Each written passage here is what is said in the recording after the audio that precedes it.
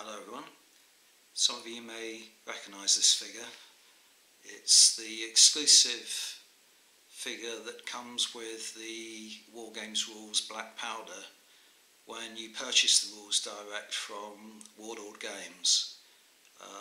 He's known as Big Wally and he's a Crimean War Highlander, and I've just painted him up because I remembered that I owned this figure. I'm currently painting some Crimean War Highlanders in 18mm scale, and as I say, remembered that I had this figure. Never got round to painting him. In fact, I've got lots of so-called exclusive figures, and I think I've got lots from Salute, and I think the only one that I've ever painted was one that I got from Gripping Beast when they sponsored the Saga tournament in Cardiff a couple of years ago. Got a really good Viking banner holder that I've painted. But in the main, I find I'm never really that bothered about exclusive figures because they don't fit into my armies. They're not periods that I'm particularly interested in or something like that. But as I say, I'm painting these 18mm Crimean War Highlanders at the moment. And I remembered I had this, and I just thought I would paint him up, partly to give me a guide on the detail that I was looking at in a smaller scale in 18mm, but also partly because I was quite enjoying painting the tartan, and I was beginning to have kind of ideas about how I could experiment with different ways of painting tartan. So I'll just zoom in a little bit on the kilt itself, maybe give you an idea or an impression of how my tartan painting has turned out. See what you think of it.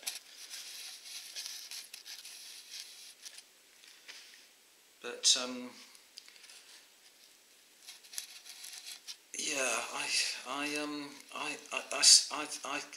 had more negative kind of, apart from the fact that I'm enjoying experimenting with tartan, as I say, I ended up having more negative feelings about this figure than positive ones by the time I had finished, and I wanted to go into that a little bit. Why do people want exclusive figures?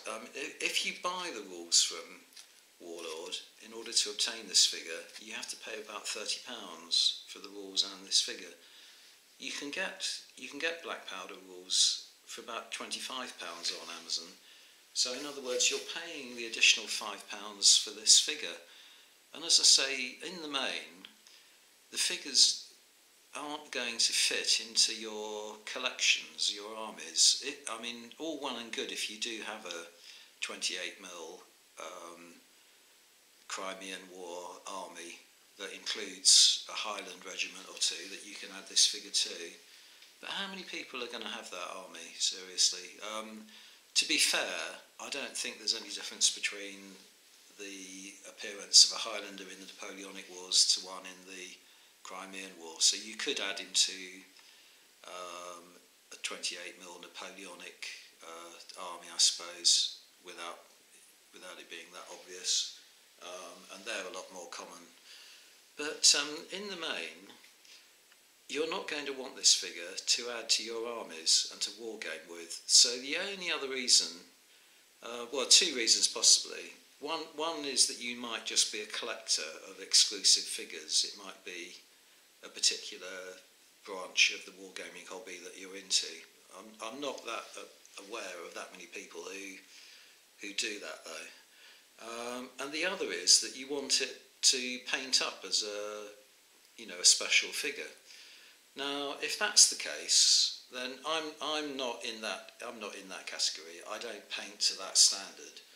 But if that were the case, then I think you have a right to expect the figure to be sculpted in a better than average to a better than average standard, And secondly, I think you have a right to expect the figure to be historically accurate. And I began to think, as I was painting this figure, and as I say, the main purpose of my painting was to just practice the tartan, but I really began to get the impression that this figure is neither well sculpted nor historically accurate. You might differ in your opinion to mine on the first matter, and I might be completely wrong on the second, because I don't claim to be an expert in the history of arms and accoutrements and uniforms for any period, so I might be completely wrong. But to give you an example, the water canteen, I think, having looked at all these models in my 18mm collection and looked at lots of illustrations, photographs, and publications like Osprey, is that the water canteen was always worn on the left hip, not on the right-hand side of the body. The smaller of those containers, or whatever you like to call them, packs on his back there, I think is meant to represent a mess tin. If it is meant to represent the mess tin, then the mess tins in the British Army, as far as I'm aware, were D-shaped and were worn much higher up, sort of higher up, proud of the upper surface of the bedroll, not down there, and certainly not held on to the backpack with that kind of cross-shaped arrangement of belting there. So I think that's wrong as well. Round the side here, the black pouch there, I believe, is meant to be an ammunition pouch, and if it is, the ammunition pouches of this period weren't strapped down in that manner with buckles, which are quite clear on the sculpt, so you can't get around, you can't avoid not painting the buckles. But I think the ammunition pouches in the Highland regiments as well, and again I might be wrong in this, didn't contain buckles.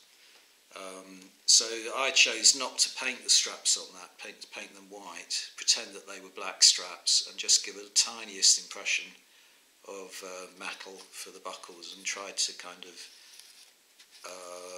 subdue that appearance as best I could.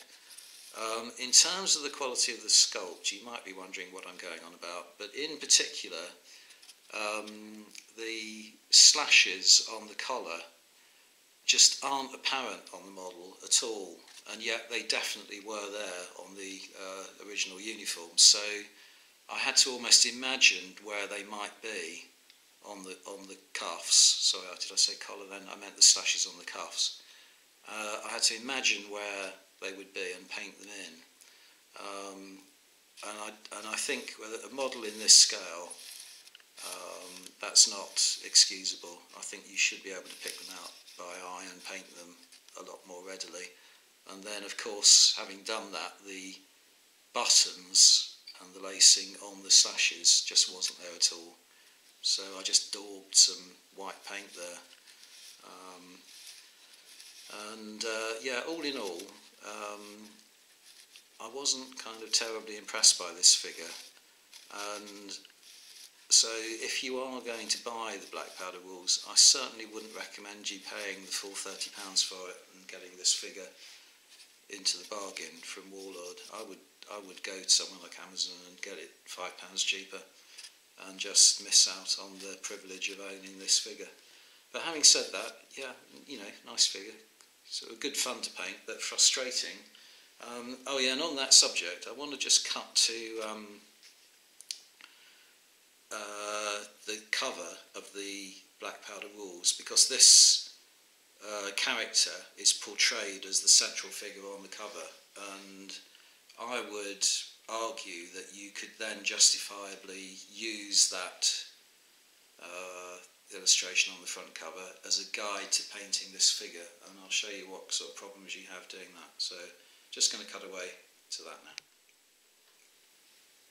Okay, so again, bearing in mind that I am not claiming to be an expert, and I might be completely wrong about all this, but here is Big Wally portrayed on the front cover of the Black Powder Rules.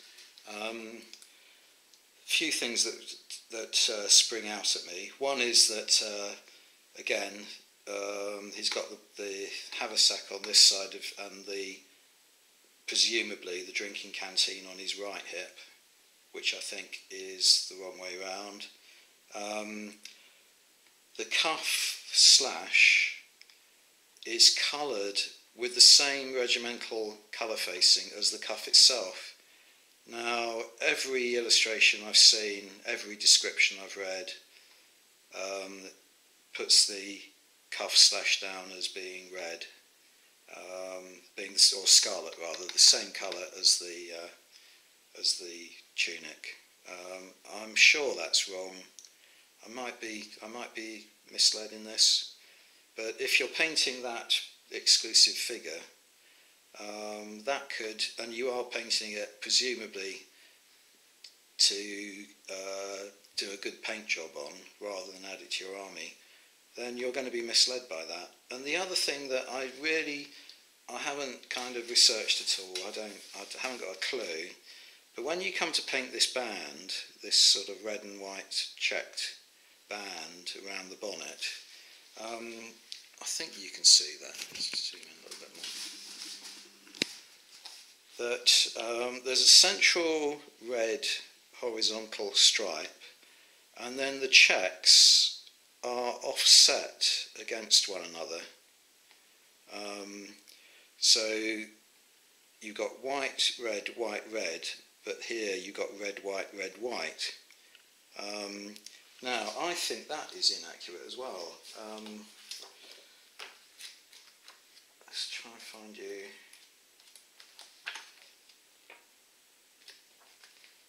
There we go. You can see quite clearly there that you've got the central red band, horizontal band, but it goes white, red, and white, red, not white, red, red, white.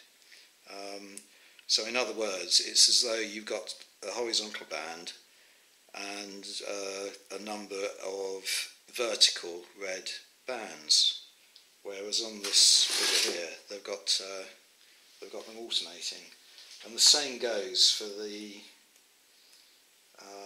illustration in the Osprey book, British Army on Campaign number 2, the Crimea. There's a Highlander here, and you can see quite clearly, or just about, because the feathers of the bonnet do fall over the band, but it's a continual line rather than alternating red and white checks. So it might be that varied from one regiment to another, I don't know. Oh, and yeah, there, by the way, is an example of a red or scarlet cuff slash. So all in all, I think the kind of historical accuracy of the sculpt in combination with the way that you might be drawn into painting the figure aren't really up to scratch, considering that you are only going to buy or want an exclusive figure to do an accurate and good painting job on. So I don't know how you feel about exclusive figures, but I for one aren't sold on the idea of getting into them. But anyway, it was, despite what I've said, it was good fun to paint, and I hope you've enjoyed watching the video. Thanks very much for now. Bye.